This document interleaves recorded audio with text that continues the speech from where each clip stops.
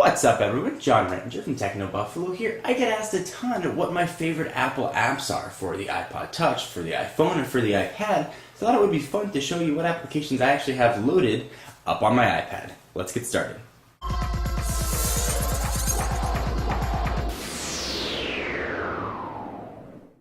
Alright, so the apps that I use on my iPad, I sort of have an order from what I use the most. YouTube, certainly the built-in app. I do actually a lot of YouTube video watching. Before I go to bed, usually I'll catch up on what my subscriptions have been doing, what people I like to watch. I'll catch up on their videos.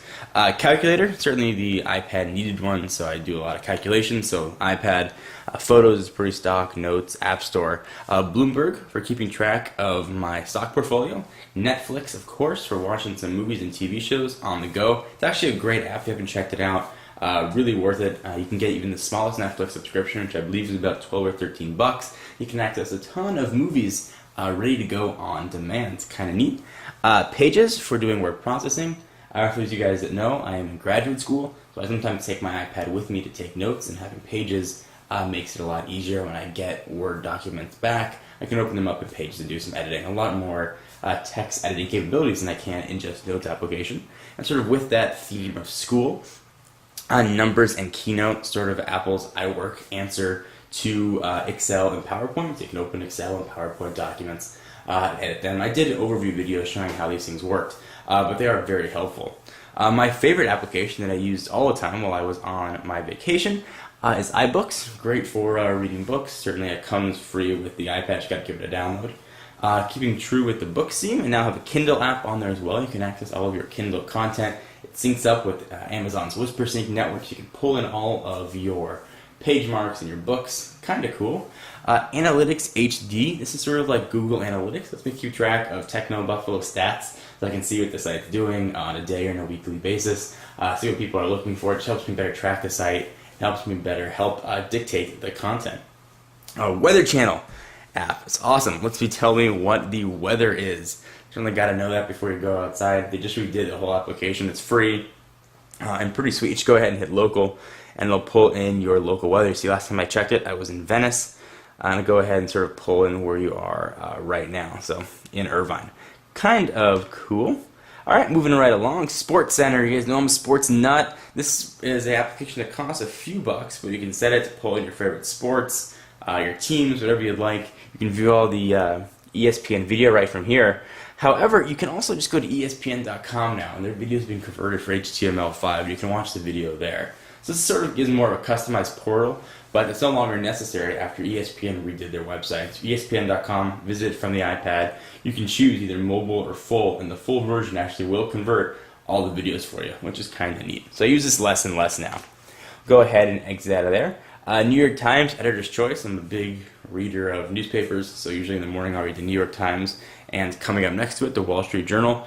Comes down to about $4 a month for a subscription to the Wall Street Journal. Really handy, even if you read 1 or 2 articles a day. Sort of broadens your horizons, makes you think a bit more globally. I've always enjoyed reading the Wall Street Journal. Alright, moving down to the bottom, sort of the standard Safari Mail. My Twitter client of choice is Twitterific. I don't know if you guys have seen that. This is not the pro version. This is the free version. There's a pro version once you add multiple accounts to get sort of advertisements. But this one works very well for me. Sort of pretty standard. I like the large text on the iPad. So that's Twitterific. Settings and calendar. I do all my calendaring and stuff too on the iPad. I have it synced up with Google Sync and a Google Exchange server, essentially a Google Exchange server. So if I added a calendar on the iPad, it'll update it online. If I update it on my iPhone, or right now I'm using the BlackBerry Torch, it'll sort of always sync. So I always have my updated calendar. Moving right along, contacts boring, iTunes boring, iPod, you know what that is. Field Runners is a pretty kick-ass tower defense game. A lot of fun. It was great on the iPhone, and it's pretty much exactly the same on the iPad, but bigger. A lot of fun if you haven't checked it out. Words with Friends, it's Words HD, it's called right here. Essentially Scrabble, you can play online with a bunch of buddies. I suck at Scrabble, but it's fun to try. Videos, you guys all know. Speed Test X HD lets me test network speed, so I have to test AT&T and Wi-Fi depending on where I am. Helps me get a better sense of how the network speeds are running. Gives me a better sense of perspective when I'm talking about speeds in phone videos. Justin.tv, that JTV app, that's actually an iPhone app. that will let you watch sort of some live TV shows. Maps, of course, you know, Jumbo is actually another calculator. Big Day Light is actually a countdown timer. I was using that to count down days from my wedding. If you go ahead and open this up, it'll show you how many days it's been since my wedding.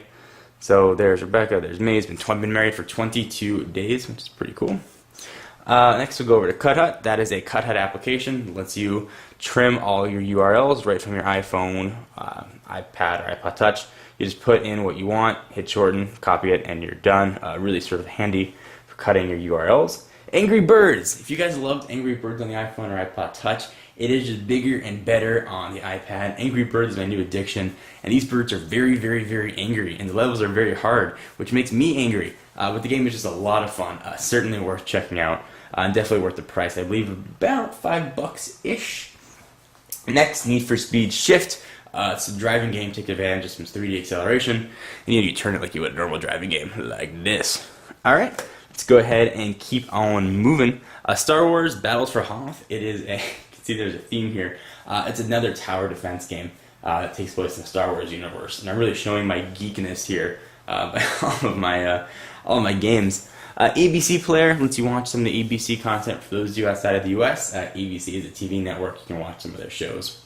They had Lost, for example, and a few other great shows. Cloud Browse I haven't really used since I first demonstrated it, but essentially what it does is it virtualizes or pulls in another computer's web browser, and that computer is capable of watching Flash content. So technically you can get Flash content on the iPad. You can check out the video I did on Cloud Browse. It doesn't work very well, it's kind of slow, but technically it's possible. Nook, another way to get Mrs. Barnes & Noble's content right onto the iPad, another way to read books. Goodreader, I think, is a must-have on the iPad, or I believe it's on the iPhone as well. Helps you open up a ton of different content that you might have trouble with. Sometimes PDFs get a little weird. Word documents and Excel, things like that sometimes don't always open very well. Goodreader just makes that a lot easier. It's about 99 cents, totally worth it. IM Plus, this is the light version, so it's free. It lets me just use instant messaging clients, AIM, Google Talk, I think Yahoo, and a few other ones in there as well. Keep it moving. Hulu Plus, I did get a trial of Hulu Plus, so I've got that to check out. You guys hopefully saw my video of Flipboard, which is awesome. Sort of aggregates all of your content from your social networking feeds and your RSS and puts them into a really cool looking magazine type thing. It's something that I did a full video on. It's just really kind of neat. You go ahead and sort of see what people are doing. So in your Facebook, Twitter, I've got inside Flipboard, so we've got some technology. So I can sort of see what people are looking at in Twitter. If people have posted a link to something in Twitter, it shows up. That whole link will show up as a magazine page. Go ahead and open it up here. You can see that someone shared a AT&T article. You can go through and sort of see all the cool stuff that my friends and followers have shared on Twitter. We'll go ahead and back out of that. Facebook, that is actually the iPhone Facebook application, so you got to zoom in. I don't use it very often other than just for uploading pictures. Usually if I want to use Facebook on the iPad, I'll just use the Facebook website, which is pretty good on the iPad. World Clock, this is when I was traveling. I started to get really confused with what time it was, so it tells me what time it is in all different time zones in the world. This one I hope you guys know, PvZHD, Plants vs. Zombies, which is my first gaming love. I fell in love with Plants vs. Zombies and played that probably more than I should have for a long period of time. Awesome game. If you haven't checked it out, Plants vs. Zombies, totally worth the download.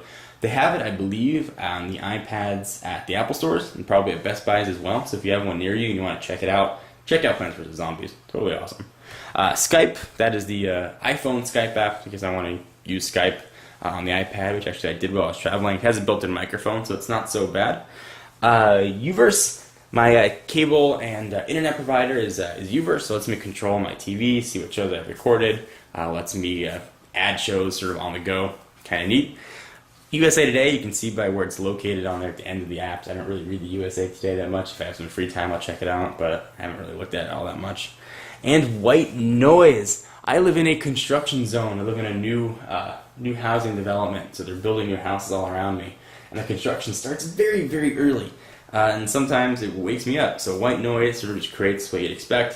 White Noise, it helps me sleep in peace, and then I have to hear bang, bang, bang, and beep, beep, beep. If the truck's backing up. You guys can think that is whatever you want, but the construction noise got to be really loud and quite annoying. So what apps did I miss? Am I missing something that I should definitely have on my iPad? Is there an iPhone app that I need to have on my iPad? I want to hear from you. What are your favorite apps?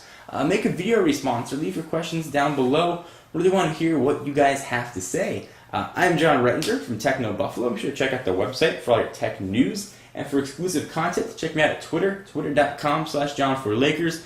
All the links will be down below in this area. I'll see you in the next video. Bye-bye.